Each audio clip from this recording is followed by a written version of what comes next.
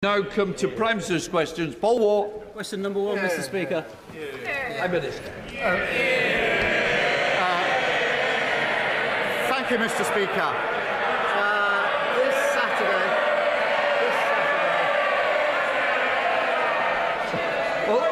OK, there seems to be a bit of a challenge on who can cheer the most. I've never known one Prime Minister get as much cheering. Come on, Prime Minister. I think they were cheering more, Mr. Speaker. Quite right, too.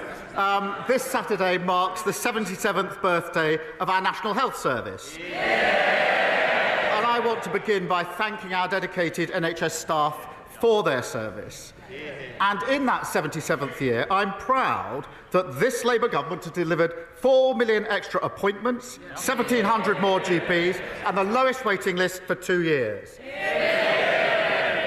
Mr. Speaker, the Labour Party is proud to have been the party that created the NHS, and tomorrow we're announcing our 10-year health plan to build an NHS fit for the future so that in many years and decades to come we can still proudly celebrate the anniversary of the NHS.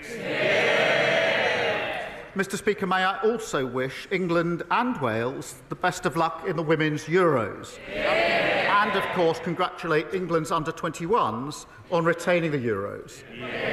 Mr. Speaker, this morning I had meetings with ministerial colleagues and others. In addition to my duties in this House, I shall have further such meetings later today. Thank you, Mr. Speaker. When this Labour government extended free school meals to 500,000 more children last month, Laura, a working mum in Rochdale, told me it would save her £500 a year. She said, "I'm over the moon, only Labour would have done this." Does the Prime Minister agree with me that people voted Labour a year ago not just for change but for hope, and that cutting child poverty is the moral mission of this government to help every child in this country? Mr. Speaker, I'm really proud that we extended free school meals for another 500,000 children, including Laura's. And it's people like Laura that we have in our mind's eye and giving children the best start in life. And I think the Child Poverty Task Force visited Rochdale recently and will continue to back parents like Laura. But, Mr. Speaker, we've already started not just free school meals being rolled out, free breakfast clubs, extending childcare. That's real change under this Labour government. Leader of the Opposition, Kemi Badenoch. Mr. Speaker, can I first of all take this opportunity to congratulate the member for Rochdale for being the toady of the week, helping the Prime Minister. We all know it's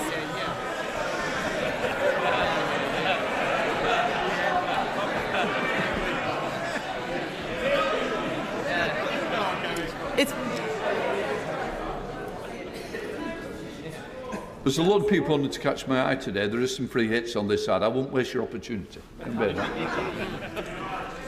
It's been a difficult week for the Prime Minister. So let's start with something simple. Can the Prime Minister tell the House how much his welfare bill is going to save? Prime Minister. Mr. Speaker, let me start by saying free school matters on this side of the House. Mr. Speaker, in relation to welfare, what we delivered last night was a bill which ends mandatory reassessment of those with severe disabilities. That is the right thing to do. It rebalances universal credit. That is long overdue, and it sets out a pathway to reform of PIP. Mr. Speaker, it's consistent with the principles I set out throughout. If you can work, you should work. If you need help into work, the state should provide the help. The system that they broke doesn't do so. And if you can't work... I think there's one or two I can spot immediately. Usual voices, same names, please. It's too early to leave the chamber. Prime Minister. And, Mr. Speaker, if you can't work, you must be supported and protected. The reformed welfare system that we're putting in place will be better for individuals, better for the taxpayer and better for the economy. Kemi Badenoch. Mr. Speaker, I don't think the Prime Minister actually watched what happened in the House yesterday. His bill was completely gutted. A U-turn in the middle of the debate, removing Clause 5. Where on earth was he? The reason why he can't answer the question is because he knows it doesn't save any money. It's going to cost millions. This is the first Prime Minister in history to propose a bill to save money who ended up with a bill which costs money. So if the bill doesn't cut welfare spending, can the Prime Minister tell the House how many people it will get into work? Well, Mr. Speaker, I'm glad she asked that because it gives me the opportunity to say we've already started changing the job centres and investing in support back into work. The Trailblazer scheme, which is doing exactly what she asked me, which is getting people back into work. The bill last night will help people back into work, and of course the Timms review is ongoing. But I tell you what won't help people back into work, what won't help control the costs, and that is voting to keep the broken system. And that is what they did last night. Everybody in this House accepts that the current system is broken. It invites the question, who broke it? They broke it. And last night, they voted for the status quo. The broken system is their policy. That won't help individuals, taxpayers, and it certainly won't help the economy. Mr. Speaker, I'll tell him what we did on welfare. Yes, they can laugh. While they're laughing, they don't know. My party delivered the biggest reform of welfare in government. We got record numbers of people into work, including millions of disabled people, and we cut the deficit every year until COVID. The fact is, we're not scared of doing difficult things on this side of the House. We got people back into work.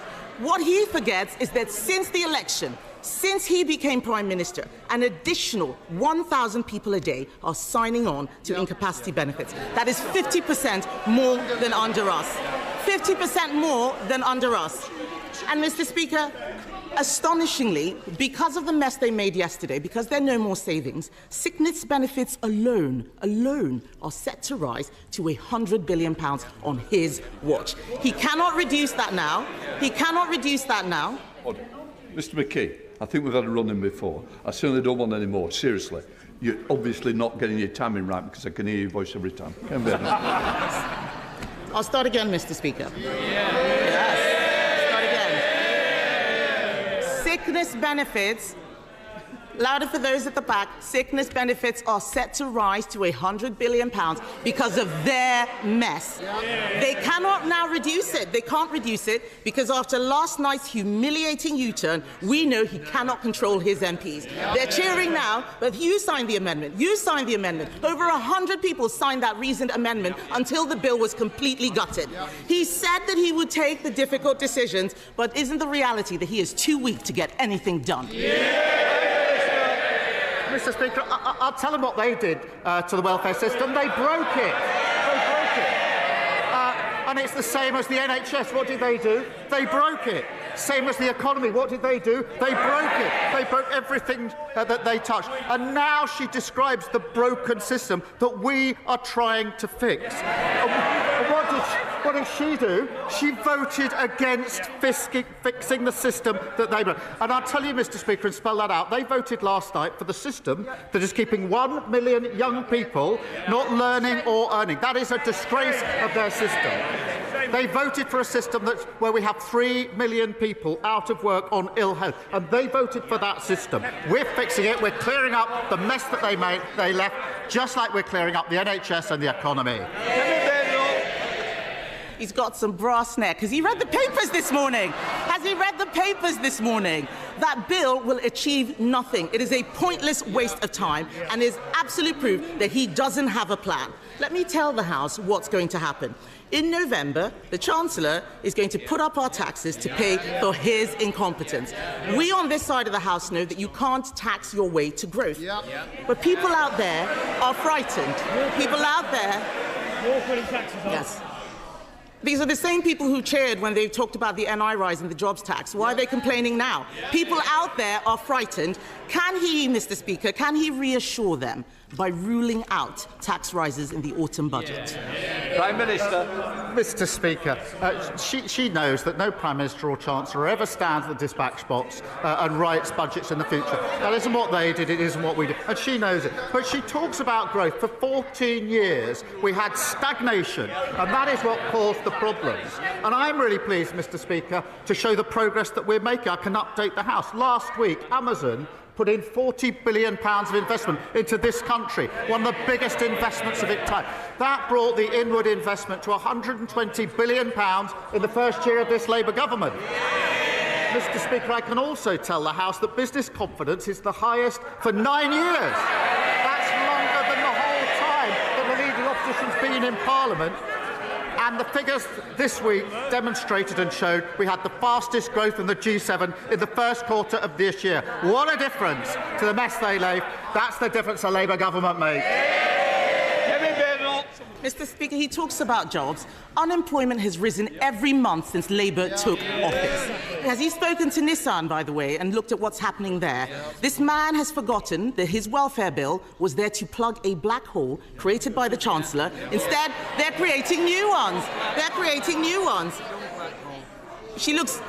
Mr. Speaker, she's pointing at me. She looks absolutely miserable. Labour MPs, yeah, she looks absolutely miserable. Labour MPs, they can point as much as they like. The fact is, Labour MPs are going on the record saying that the Chancellor is toast, and the reality is that she is a human shield for his incompetence. In January, he said that she would be in post till the next election. Will she really? Prime Minister. Well, she certainly won't. Mr. Speaker, I have to say I'm always cheered up when she asks me questions or responds to a statement, because she always makes a complete mess of it and shows just how unserious and irrelevant they are. But she talks about the black hole. They left a £22 billion black hole in our economy, and we're clearing it up. And I'm really proud, Mr. Speaker, that in the first year of a Labour government we got free school meals, breakfast clubs, childcare, got £15 billion invested in transport in the North and the Midlands. With cutting regulation, planning and infrastructure is pounding forward, building 1.5 million homes, the biggest investment in social and affordable housing. And of course, Mr. Speaker, the 3 trade deals. Remember the ones that they couldn't get, including the US trade deal. On Monday, those tariffs came down. That secured the jobs at JLR. That's who we care about on this side of the House. How awful for the Chancellor that he couldn't confirm that she would stay in place. Yeah. He talks about this year in office. This week marks the first anniversary of Labour coming into office. And let's have it. Yes. The whips can't get them in the lobbies, but they can get them to cheer at the right time. Yeah. The fact is, his own MPs are saying this government is, and I quote, incoherent and shambolic. That's Liverpool Wavertree that said that. I could go on and on. But the fact is, it's been mistake after mistake after mistake. There is no plan to get people into work. There is no plan to cut the welfare budget. There is no strategy. There is just a series of humiliating U-turns like winter fuel, like grooming gangs. Mr. Speaker, what's really shocking is that every other party in this House voted for even more welfare spending yesterday. Yes, those MPs behind him and the Lib Dems and Reform. The Conservative Party believes that this country needs to live within its means.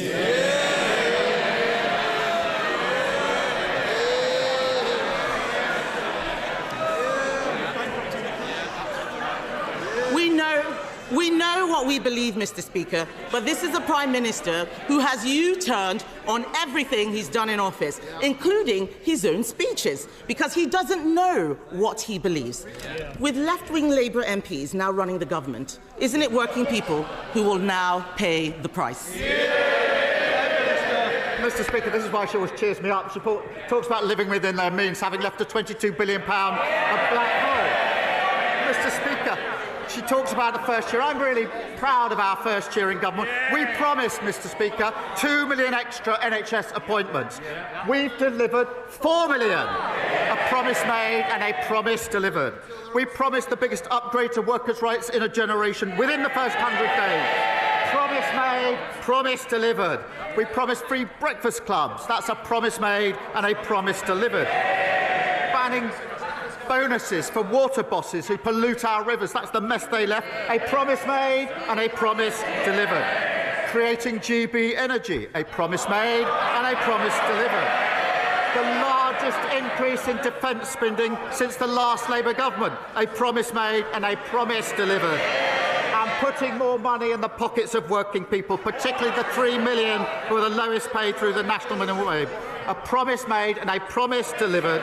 We're only getting started, and the Chancellor has led on all these issues, and we're grateful to her for it. Natasha Iron.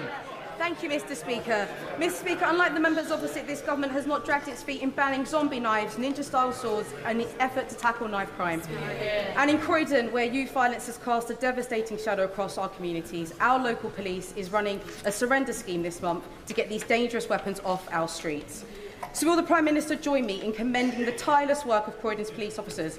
And will he outline what his government is doing to ensure the Met Police has the resources it needs both to protect neighbourhood policing and to face the unique challenges that they face? Prime Minister. Well, she's right to raise the importance of banning these despicable weapons, and I know how much she cares about this issue.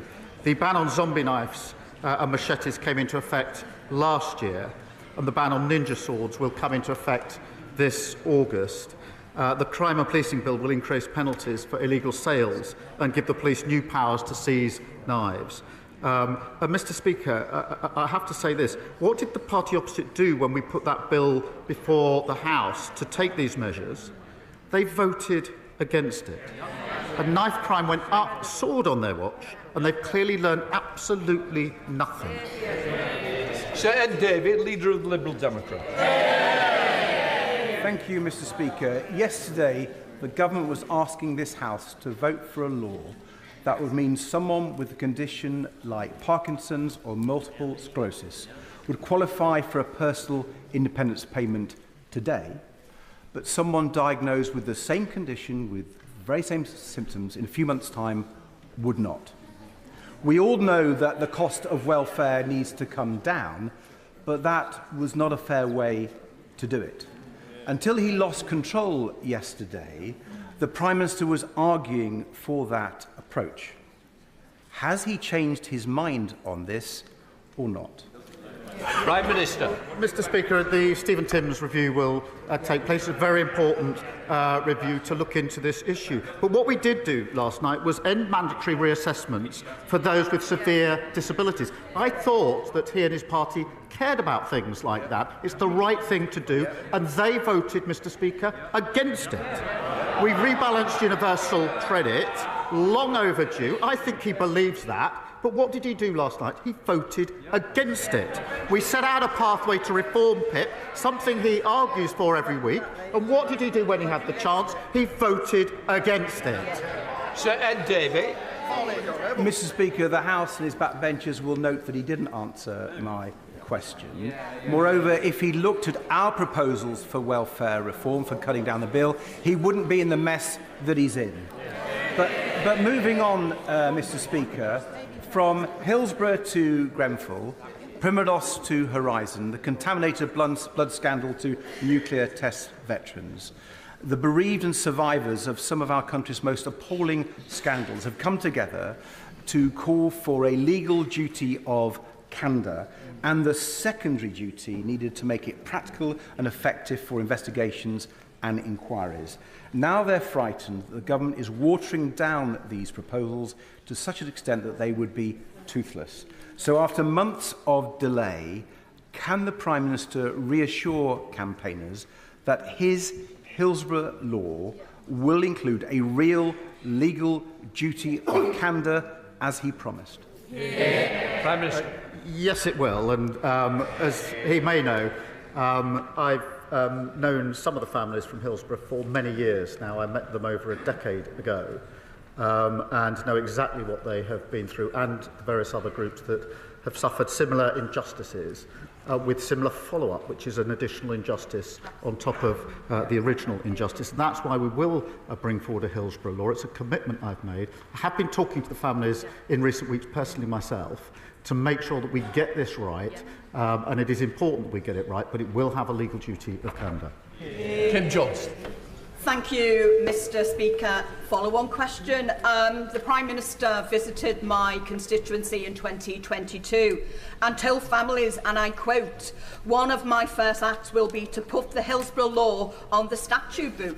Repeated the same promise at conference last year that the bill would be published at the anniversary in April. That didn't happen. However, the government are now planning to table a watered-down version that doesn't deserve to be named Hillsborough Law.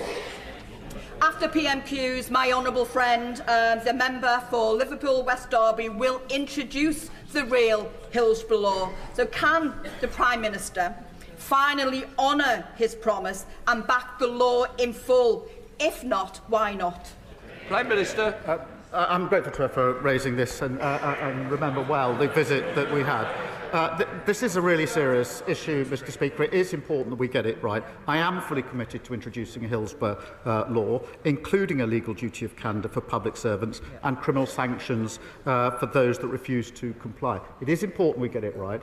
I have been personally engaging with some of the families on this because, as I say, I've been involved and seen firsthand what they've been through for over 10 years. I first met them when I was Director of Public Prosecutions and there was a consideration of what order certain things would happen. That was about a different issue, actually. It was about an issue of great concern to them. But she's right to raise this. We will bring this forward. I just want to take the time to get it right and then put it before the House. Stephen Flynn. Thank you, Mr Speaker. In his victory speech last year, the Prime Minister promised to end the chaos. Does he think that the public still believe him? Prime Minister. Well, Mr Speaker, we've delivered more in the first year of a Labour government than they've delivered in 20 years. Let me give him one example. We had waiting lists. We said we'd do 2 million extra appointments. We've done 4 million for the NHS in England. What a contrast, Mr Speaker, where they've been in charge for that 20 years. Scotland's doctors now saying, in the past week, I think, and this is their quote, that the Scottish NHS is, their quote, dying before our very eyes. They should be ashamed. Their own Public Health Minister is admitting that the SNP failure is costing lives. Scotland need new direction so it can bring waiting lists down in Scotland, just like we've done in England. David Taylor. Thank you, Mr Speaker. Hemel Hempstead is a new town that was built by a Labour government after the Second World War and provided decent housing to families like mine. Yet 80 years on, the #1 issue in my casework is a shortage of housing. I therefore welcome this government's commitment to build thousands of new homes. In my constituency, we're looking at a Hemel Gardens community scheme that could provide 11,000 of them. Does the Prime Minister agree with me that this development needs to be a mix of genuinely affordable houses to buy, council houses to rent, and be accompanied by the right health, education and road infrastructure? Minister. Well, I totally agree with him, and it's projects like this that are essential to building the 1.5 million homes that we need, whilst at the same time creating vibrant and strong communities. Mr Speaker, in keeping with the Attlee legacy, we're supporting 47 locally led garden communities to deliver tens of thousands more homes, and of course delivering the biggest boost to social and affordable houses in a generation. Mr McCleary. Thank you, Mr Speaker.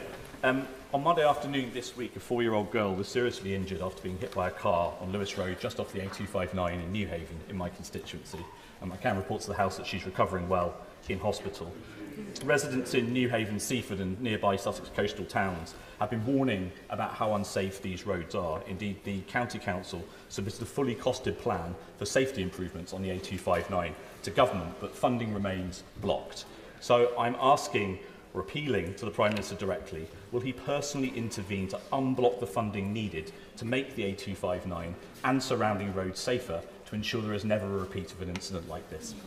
Prime Minister. Well, I'm very sorry to hear of the incident that he quotes, and my sympathies with the family, and I think I would send the best wishes of the whole House to the family and to the little girl.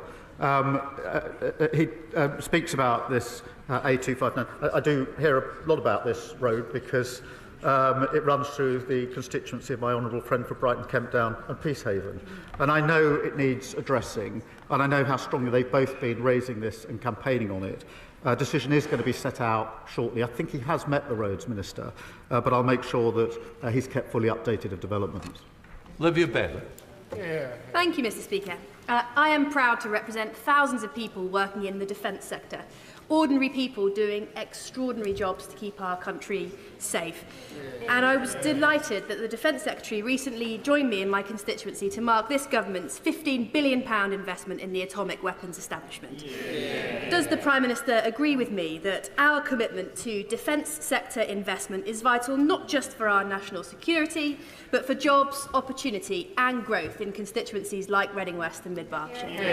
Prime Minister. Well, I pay tribute to her, and she's a fantastic advocate for her constituents. She's right to highlight the important work by the defence sector in her constituency and, of course, right across the United Kingdom.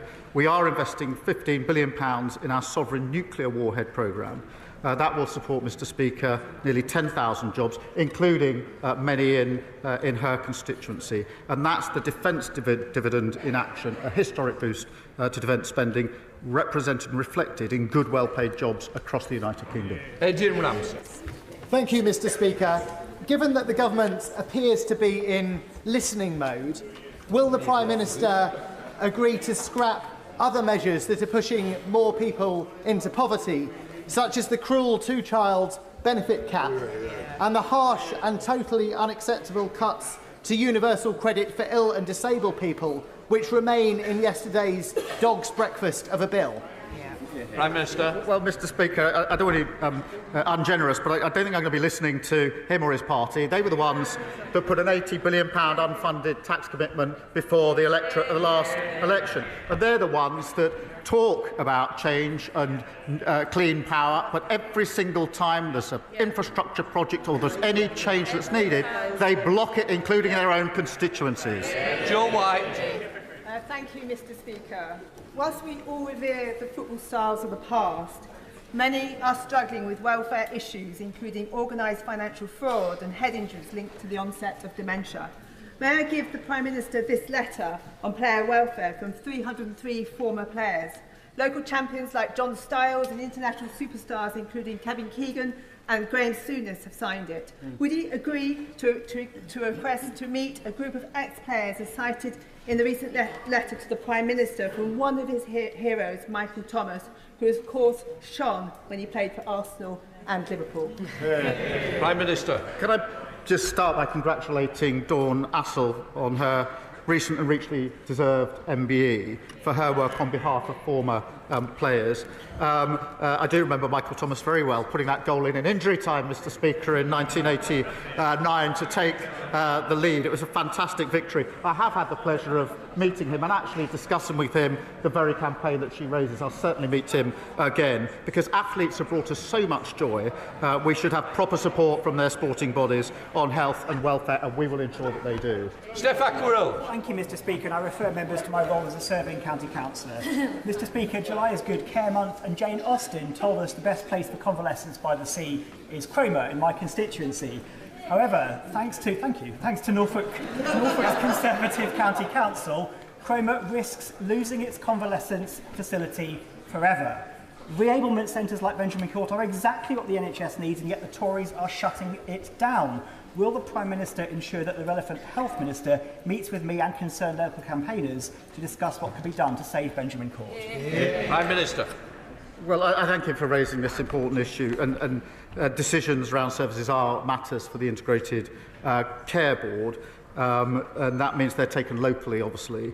But I'm glad that he's raised this, because we agree that the sector does need reform, and unlike the party opposite, we're investing in the sector £4 billion of additional funding alongside an independent commission into adult social care to improve the quality of care across the United Kingdom, including for his constituents. Martin Rhodes. Mr. Speaker, figures from the British Transport Police show a staggering 47% rise in violence and serious public order offences against rail staff between 2021 and 2024. This epidemic of violence was allowed to escalate under the previous Conservative government, which failed to act while frontline workers were increasingly put at risk. Does the Prime Minister agree that our transport workers deserve to do their jobs without fear, and will he reaffirm this Labour government's commitment to ensuring that train operating companies are held fully accountable for protecting those who keep our railways safe and moving? Prime Minister. There are shocking statistics, and rail staff work incredibly hard to keep our country running and keep people safe. And the abuse and assault on staff is utterly unacceptable. And we're taking measures to make sure they are safer. We want to encourage, Mr. Speaker, the use of body-worn cameras, which have been proven to reduce violence against staff by up to 47%. And may I take this opportunity to thank our outstanding British Transport Police for everything that they do to support staff and passengers. Ross. This time a year ago, farmers and many others across the country were about to go to the polls, perhaps about to vote Labour for the first time, because they took at the Prime Minister's own word that he and his party would never leave farmers in the background again. Within weeks, however, that trust had been completely shattered by the family farm tax. Farmers know how devastating that tax will be. The industry know how devastating it will be. We on these benches know how devastating it will be, and more of his own backbenchers do too. So following the U-turn on the winter fuel payments, and following the U-turn on grooming gangs, and following the many U-turns on welfare payments yesterday, will the Prime Minister now tell farmers up and down the country when it will be their turn for a U-turn and that he will scrap the family farm tax? This time a year ago, the country was lining up to boot them out of office. And long may they remain there. Mr. Speaker, we put in place the most significant funding for farmers in the budget. We've got a roadmap for work for farmers that we're working on. And, of course, where they fail to actually spend the money, we're spending it with farmers. Charlotte Littles. Thank you, Mr. Speaker. The nuclear industry provides over 29,000 jobs across the North West, including thousands in Birchwood Park in my constituency, which is a globally leading centre of nuclear innovation. I welcome the government's new modern industrial strategy, which will give businesses the confidence to invest after years of economic chaos under the last government. Can the PM outline how the industrial strategy will support the growth of the nuclear sector, which is vital for our energy security and creating thousands more high-paid, high-skilled and unionised jobs? Prime Minister. She's a champion of nuclear, and I know how important it is to thousands of her constituents. Mr. Speaker, we are securing homegrown energy and driving bills down by unleashing a golden age of nuclear. That includes Sizewell C, which we announced just 2 or 3 weeks ago, small modular reactors, and that means jobs, investment and opportunities across the country, including in her constituency. Julia Collins. Thank you, Mr. Speaker. The rush changes to the welfare bill not only left Parliament with whiplash, but more importantly, have left many vulnerable people living in limbo, like Chris or Emma in my constituency, who are set to lose PIP that they rely on for work. And Chris has already lost a vital carer through all of this uncertainty. It is not right that in a society, vulnerable people have to be worried about what the government will do next. Does the Prime Minister understand that this has eroded trust at a time when we need it most? Prime Minister. Mr. Speaker, I think what would be better for building trust is an accurate description of what we're doing. The Stephen Timms inquiry review is really important to look at this really important issue, but we have to get on and reform. We have a broken system that is not working for those that are using the system. It's not working for the taxpayer. It's not working for the economy. We have to get on and reform it, and we'll do it in the way we set out yesterday. Peter Dowd. Thank you, Mr. Speaker. May I pay tribute to veterans of the Royal Naval Association Crosby branch who are in the gallery today. Mr. Speaker, Gabe Santa, a 15-year-old, fell to his death from a multi-storey car park in Liverpool in 2020. He is one of the many dying in such tragic circumstances, including in my constituency. My multi-storey car park safety bill seeks to prevent such deaths. Will the government look carefully at its contents as part of a national suicide prevention strategy? Minister. The answer is yes, we will look at the content of it, and I'm grateful to him for raising it. I think across the House we've all got tragic experience of suicide, and our thoughts are with Gabe's family and with his friends. We will conduct a call for evidence on Part K of the building regulations about minimum guarding heights, so that necessary protections are in place to prevent future tragedies. We will also look at the contents of the bill. Dame Karen Bradley. Thank you very much. Prime Minister, people across the Staffordshire Moorlands are extremely concerned by the number of solar farms and battery storage facilities that are having applications granted. Can you please, Prime Minister, give them some reassurance that you will change the law and that we will see good agricultural land saved for producing food as it rightly should be? Prime Minister. Mr. Speaker, it's right that we do both and do support agriculture, but she says people across the country are concerned about solar. They are also concerned about their bills coming down. They went up under the last government. The only way to get them down is on renewables, and that's what we're doing. Final question, Jessica Warden. Thank you very much, Mr. Speaker. This morning in Westminster Hall, Centenary Action presented sashes handmade by a team of wonderful women working out of Newport's remake to every one of our 264 women MPs to mark today's 97th anniversary of the Equal Franchise Act.